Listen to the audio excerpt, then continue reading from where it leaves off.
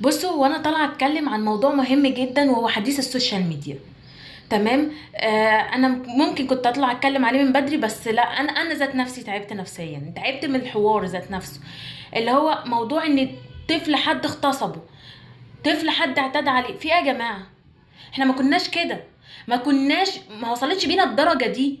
هو احنا للدرجه دي بقينا بعيد عن الدين؟ بقينا مش عارفين ايه الحرام وايه الحلال؟ ربنا حلل لنا حاجات وحرم لنا حاجات. ذنبه ايه الطفل ده؟ الطفل ده يعني عمل لك ايه عشان تعمل فيه كده؟ ذنبه ايه ان يطلع مريض نفسي؟ ليه؟ هو احنا مش عارفين نتقرب من ربنا؟ جماعة، الدنيا فانية، الدنيا فانية. انت النهاردة عايش، بكرة ما تكونش عايش. عادي، سهلة. محدش عارف ميعاده ولا ساعته ولا وقته. جماعة، ارجعوا لربنا، ارجعوا لربنا.